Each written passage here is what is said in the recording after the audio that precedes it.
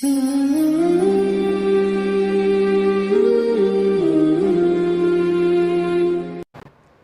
ہماری تعلیم کا موضوع کیا ہے؟ با ادب با نصیب، بے ادب بے نصیب۔ ہم محنت تو کرتے ہیں، پڑھتے ہیں، لیکن بعض دفعہ ہمیں اپنی محنت کا خود صلہ نہیں ملتا۔ ایسا ہے نا حسن؟ خوب پڑھتے ہیں، خوب پڑھتے ہیں، خوب پڑھتے ہیں، جب قاری صاحب کو سنانے جاتے یاد ہی نہیں ہوتا۔ ایسا ہے؟ اور اسی طرح یہ ہمیں صلہ کیوں نہیں ملتا؟ اس کی چند وجوہات ہے، کئی وجوہات ہے، چند نہیں کئی، وہ ہم وقتاً فوقتاً آپ حضرات کے سامنے رکھیں گے۔ ان میں سے چند وجوہات آج ہم بیان کرتے ہیں کہ کیا وجہ ہے کہ ہم محنت کرتے ہیں اور ہمیں اس کا صلہ نہیں ملتا۔ تو اس میں چند چیزیں ہیں جن کا ہم بالکل خیال نہیں کرتے، بالکل ہی نہیں کرتے، جس کی وجہ سے ہماری محنت ساری ضائع ہو جاتی ہے۔ ان میں سے پہلی چیز یہ ہے، تلاوت شروع کرنے سے پہلے اعوذ باللہ کا پڑھنا۔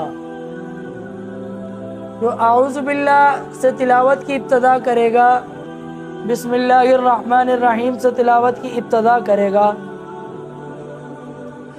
تو اس نے اچھی ابتدا کر لی۔ یا جلد بازی میں آ کے اس نے ڈائریکٹ یہ سبق یاد کرنا شروع کر دیا بغیر تعوذ تسمیہ کے، اس نے اچھی ابتدا نہیں کی۔ ٹھیک ہے؟ نمبر 2، وضو اور مسواک کا کرنا۔ یہ میں وہ آداب بیان کر رہا ہوں جو سارے با ادب میں شمار ہوتے ہیں، با ادب با نصیب۔ کہ اگر آپ کو اپنی تعلیم کا صلہ چاہیے تو آپ قرآن کے ساتھ یوں وفا کریں کہ قرآن کو پڑھنے سے پہلے کیا کرنا ہوگا؟ اعوذ باللہ بسم اللہ۔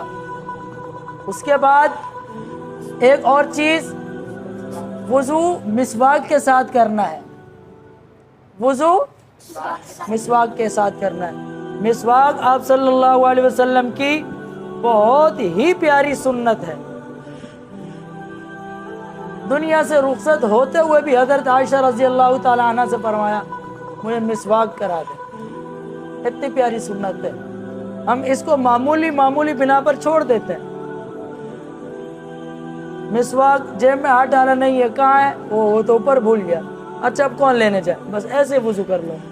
بھائی نماز کا ٹائم بھی باقی ہے، کچھ کلاس کا ٹائم بھی باقی ہے، لے کے آ جاؤ، مسواک سے وضو کر لو، ثواب سے کیوں زبردستی محروم ہو رہا ہے؟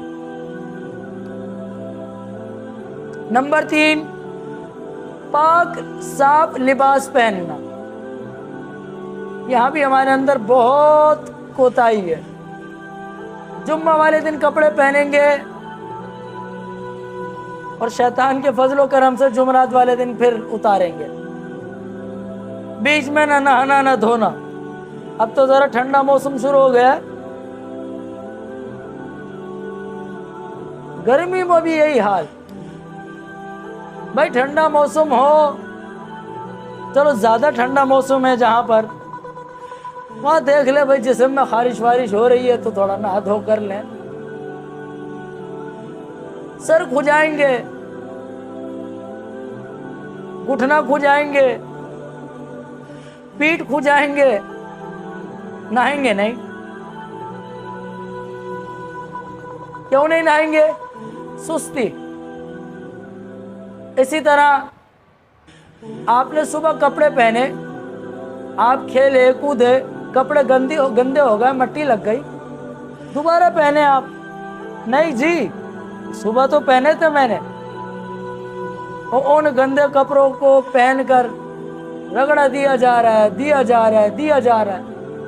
اب جب وہ سفید کپڑے مٹی والے ہو کے کالے ہو جائیں گے، پھر کوئی تھوڑی سی فکر دلائے گا بھائی کپڑے تو چینج کر لو۔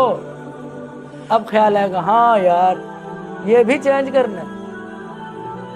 جو ایسا گندا بن کے رہتا ہے وہ با ادب نہیں ہے، وہ کون ہے؟ بے ادب۔ قرآن پڑھنے کے لیے ضروری ہے کہ ہمارا لباس کیسا ہو بھائی؟ صاف ستھرا ہو۔ اسکول والا بچہ خوبصورت نظر آتا ہے، قرآن والا بچہ اس سے بھی زیادہ خوبصورت نظر آتا ہے۔ کیوں؟ ہماری محفل میں تو فرشتے بیٹھے ہوتے ہیں بھائی، ہیں یا نہیں؟ ہماری محفل میں تو فرشتے ہوتے ہیں، ہمیں تو اور اپنی صفائی ستھرائی کا خیال کرنا چاہیے۔ تو لباس کیسے پہننا ہے بھائی؟